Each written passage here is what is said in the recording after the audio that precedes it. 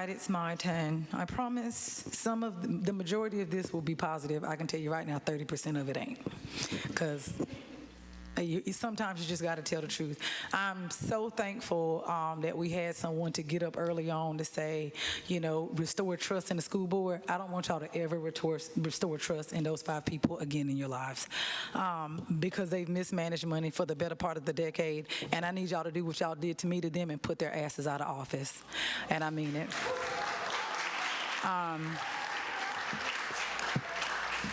And the ass is in the Bible. So I want to be very clear. It is.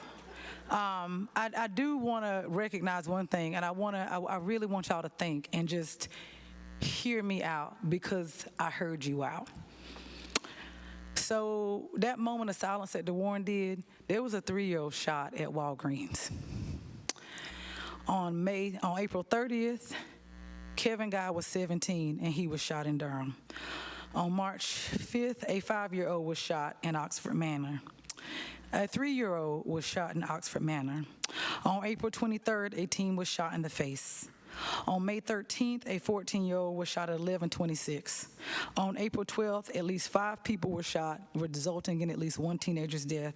And on May 12th, between the cycle of May 12th and the 10th, there was this 26-hour period where 8 people were shot.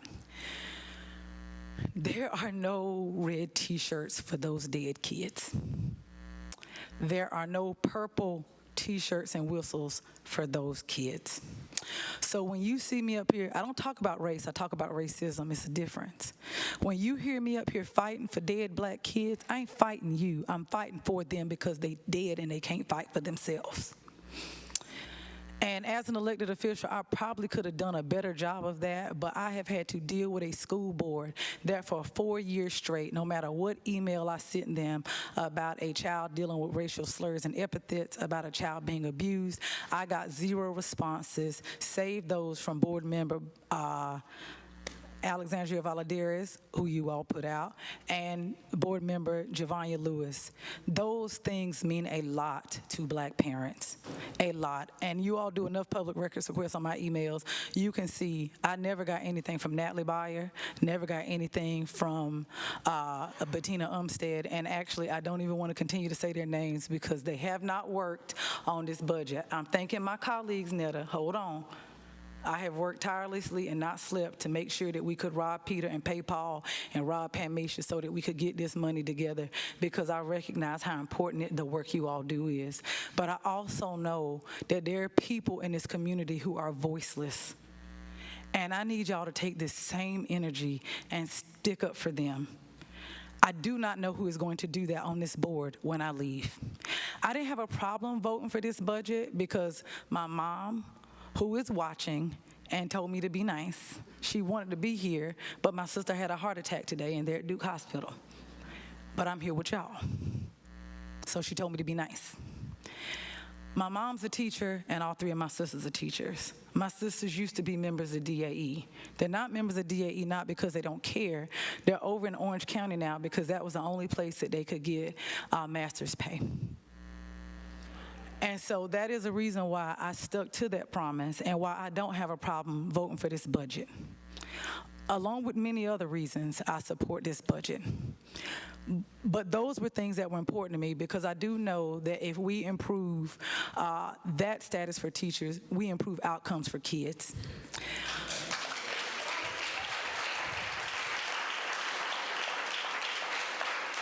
Right now, the General Assembly has decided that they want to put more money into these private school vouchers. Now, I don't like to compare states, but when we sit here and we look at New Jersey, who did something similar, the only thing that we have seen is that it has subsidized wealthy families.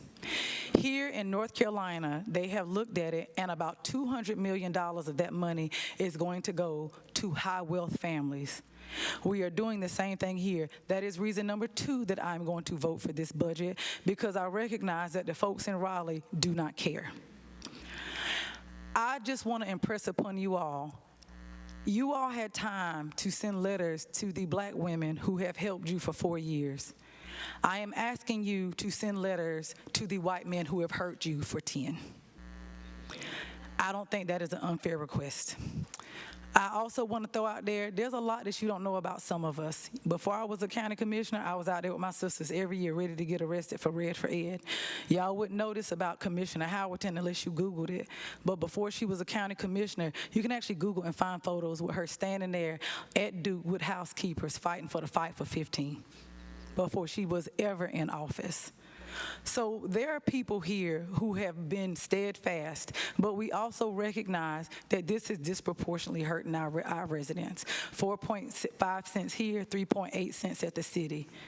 So the only thing I want to encourage you all to do is to go back and look at our budgets. I beg you, I implore you, look at our budgets and look at the fact that we have the highest paid principals in the state. We have the third highest supplemental pay in the state. We are about to have some of the newest buildings in the state, but we also have the most black children dead in this state.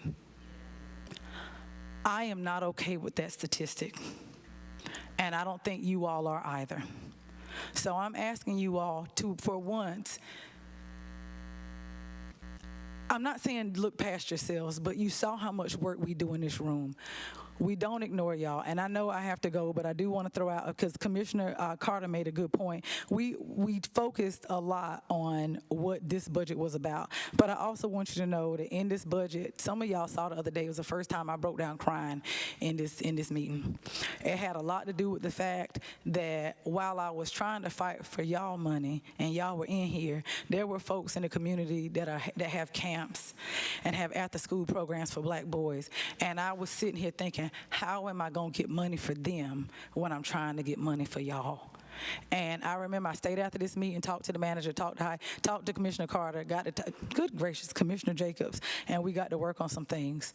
But I really need y'all to understand, when I am pushing back, it is because I want better outcomes for our kids. A couple of years ago, white students in Durham were ranked nationally. Black students were not ranked at all, and they were in the same classroom. That's not an indictment of you all. That's us having to do wraparound services for parents and also give you all what y'all need. But we can't do that if the school board doesn't tell us. So I'm going to end it up here and just highlight a couple of other things so that you all know we are doing some additional work. This budget reflects the resilience and the commitment of Durham's residents. Despite facing numerous challenges, you all have shown unwavering support and a shared vision for a thriving community. Your sacrifice, and this is to the Durham residents, has not gone unnoticed, and this budget aims to honor that commitment by investing in critical areas that will benefit all of us. We've made substantial investments to address food insecurity in our county. This budget includes increased funding to expand support for those who struggle to access nutritious food, ensuring that no one in Durham goes hungry. We have also committed to hiring new employees to provide the necessary coverage and support for our residents in response to the recent expansion of Medicaid.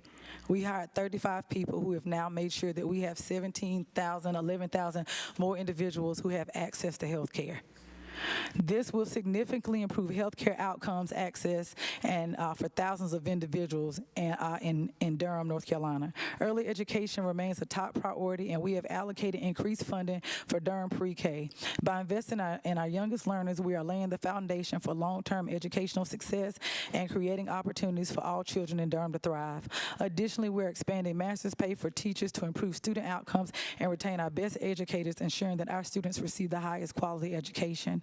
We're also dedicated to supporting our local farms and promoting sustainable agriculture.